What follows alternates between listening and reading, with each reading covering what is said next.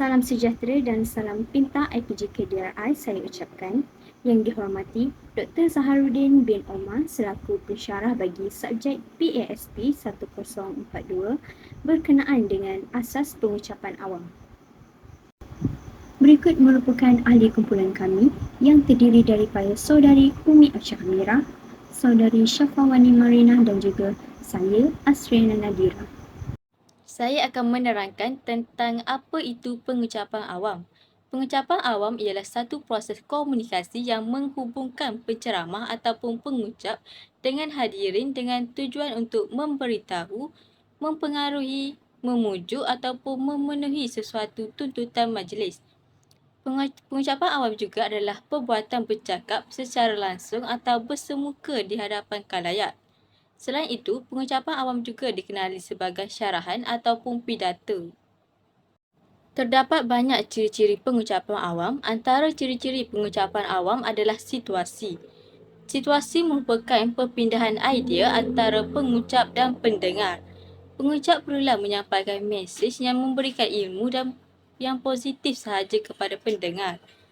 Ciri yang kedua ialah audien. Audien adalah orang yang mendengar pengucapan awam. Ia juga dikenali sebagai orang yang mana akan mendengar mesej yang hendak disampaikan oleh speaker.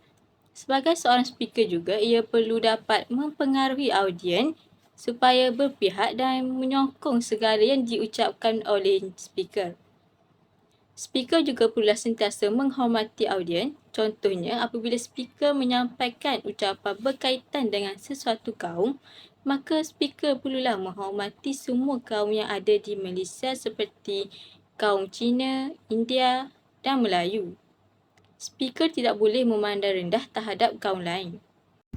Seterusnya, ciri-ciri pengucapan awam yang ketiga iaitu pengucap, di mana pengucap perlu memastikan pendengar atau penerima dapat memahami mesej yang ingin disampaikan oleh pengucap. Dan yang keempat iaitu mesej, di mana mesej yang disampaikan oleh pengucap boleh disampaikan melalui simbol-simbol lisan dan bukan lisan yang dihantar daripada pengucap kepada penerima melalui kaedah lisan, tulisan maupun medium pengantaraan. Secara umumnya, terdapat 7 ciri pengucapan awam yang terdiri daripada pengirim, penerima, mesej, saluran, gangguan, situasi dan maklum balas. Pengirim merupakan unsur yang penting dalam sebuah proses komunikasi dan penerima juga memainkan peranan yang penting bagi menerima mesej yang ingin disampaikan sama ada secara individu, kumpulan, organisasi atau komuniti. Selain itu juga, dalam pengucapan awam, semestinya mempunyai mesej dan maklumat yang hendak disampaikan. Mesej merupakan susunan simbol untuk menyampaikan maklumat, idea dan pandangan. Oleh itu, pemilihan perkataan dan ayat yang jelas amat penting. Seterusnya ialah maklum balas daripada penonton atau audien juga diambil kira di mana jika pengucapan awam yang diberikan adalah berkesan, sudah tentu akan menerima reaksi yang baik oleh pendengar kepada mesej yang dihantar. Di samping itu juga, saluran ialah ruang untuk pengirim menyampaikan mesej dan gangguan juga merupakan salah satu elemen lain dalam proses komunikasi iaitu sesuatu perkara yang menghalang penyampaian mesej itu berjalan dengan lancar. Akhir sekali ialah situasi yang merupakan proses pemindahan idea atau mesej antara pengucap dan pendengar yang dilakukan dalam suatu situasi yang mempunyai waktu, tempat serta majlis. Apakah tujuan pengucapan awam? Pengucapan awam merupakan salah satu cara berkomunikasi untuk memindahkan maklumat iaitu bertujuan untuk memberitahu atau menerangkan kepada pendengar dan audien tentang sesuatu perkara yang ingin disampaikan dan semestinya memerlukan audien yang ramai. Selain itu juga, pengucapan awam berperanan dalam memberi maklumat dan menyebarkan ilmu pengetahuan. Pengucap atau pengirim kebiasaannya memainkan peranan yang penting dan mempengaruhi pendengar untuk melakukan perubahan atau penambahbaikan dan sebagainya. Pengucapan awam juga berbentuk formal dan dilakukan di tempat-tempat terbuka dan tertutup. Terdapat 4 jenis penyampaian pengucapan awam iaitu ucapan spontan, ucapan berdasarkan teks, ucapan yang dihafal dan ucapan extemporaneous. Baiklah, saya akan menerangkan tentang jenis penyampaian yang pertama iaitu ucapan spontan. Apakah yang dimaksudkan dengan ucapan spontan? Ucapan spontan ialah ucapan yang dilakukan tanpa persediaan. Oleh itu, jika pengucap atau pengirim dalam keadaan panik dan gemetar, mereka perlu bijak dalam menstrukturkan ucapannya agar dapat disampaikan secara tersusun dan berkesan. Antara kaedah yang mudah dan boleh digunakan ialah 5W dan 1H, iaitu who is saying, what to whom, using what medium with what effect. 5 elemen ini amat penting dalam asas pengucapan awam bagi memastikan perucap tidak lari dari tujuannya serta dapat menyampaikan maklumat kepada pendengar dengan berkesan. Maksudnya di sini, ucapan spontan ini ialah ucapan tanpa sebarang persediaan khusus. Biasanya jika terpaksa menyampaikan ucapan secara spontan ini, pengucap hanya membicarakan tentang perkara yang lalu, isu semasa dan harapan atau ramalan untuk masa hadapan. Isi ucapan kebanyakannya berdasarkan dari pengalaman, pengetahuan dan kemahiran yang sedia ada pada seseorang pengucap.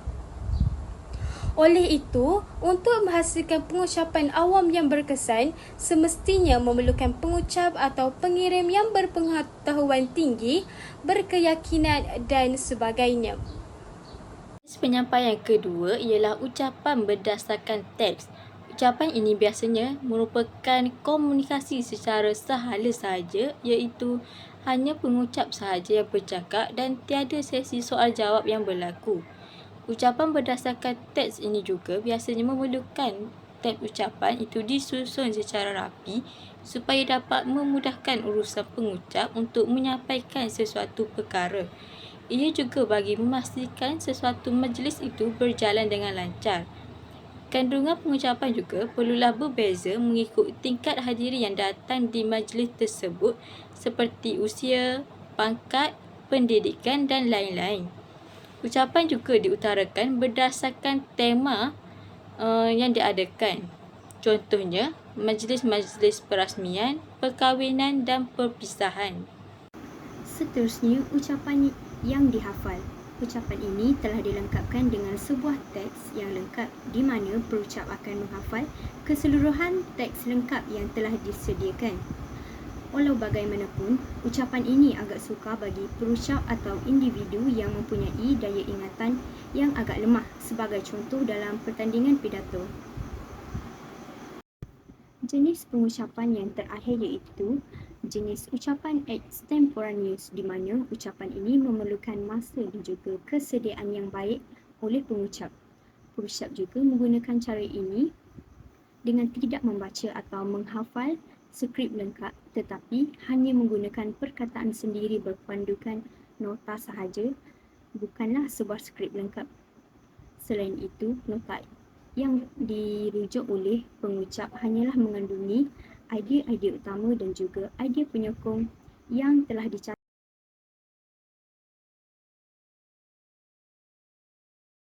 Seterusnya, saya akan menerangkan tentang kepentingan pengucapan awam kepada individu.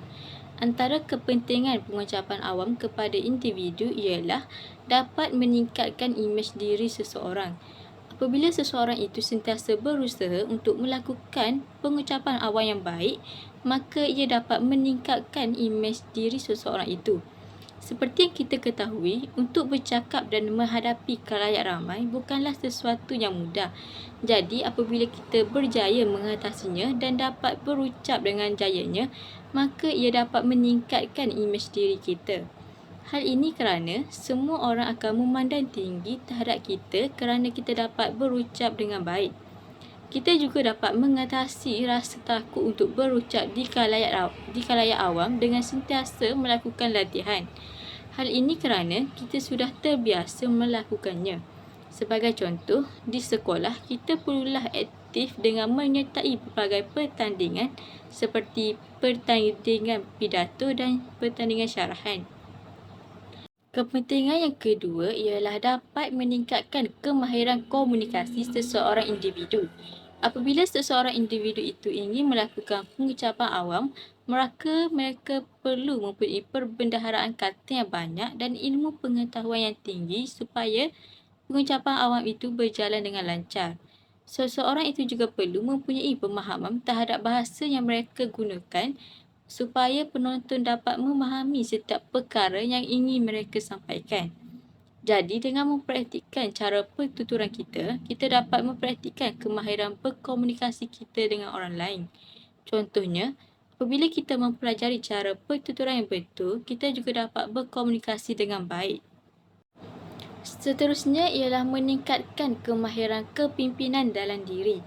Keyakinan dan pengetahuan yang telah kita perolehi melalui pengucapan awam yang berkesan akan menjadikan kita dipandang tinggi oleh orang ramai.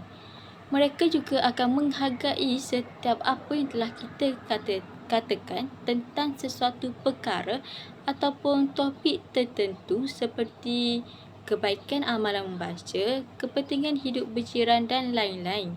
Apabila kita dikenali oleh orang ramai, maka ia akan membuka peluang kepada kita untuk menjadi wakil rasmi acara ataupun dilantik sebagai ketua kumpulan di sekolah. Seseorang pemimpin yang berkebolehan perlu menyelesaikan tugas, mengarahkan dan mewujudkan kepercayaan di dalam kalangan pasukan mereka. Perkara ini akan memerlukan kita untuk mempunyai kemahiran komunikasi yang cemerlang dan kerja berpasukan yang semuanya diperoleh daripada pengucapan awam yang telah kita lakukan. Pengucapan awam memainkan peranan yang penting dalam penyebaran maklumat, memberi pengajaran dan membimbing ke arah yang lebih baik. Antara kepentingan pengucapan awam kepada individu ialah dapat meningkatkan keyakinan diri seseorang individu. Hal ini dikatakan demikian kerana seseorang pengucap mestilah mempunyai keberanian yang tinggi kerana ia merupakan salah satu kemahiran berucap dan bercakap di khalayak umum dan secara tidak langsung dapat menaikkan imej seseorang itu. Antara langkah untuk membina keyakinan diri adalah dengan menghadapi ketakutan tersebut.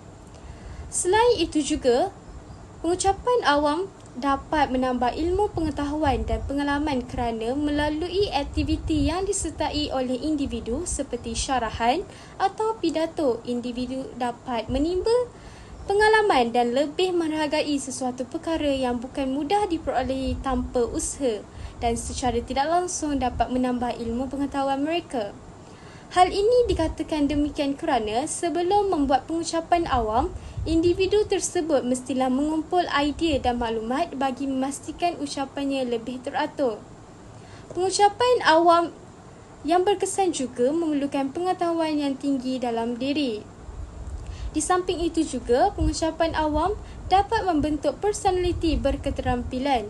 Seperti yang kita ketahui bahawa pendengar akan lebih tertarik kepada pengucap yang mempunyai personaliti yang berketerampilan serta mampu mengawal emosi khalayak dan mahir dalam berbicara.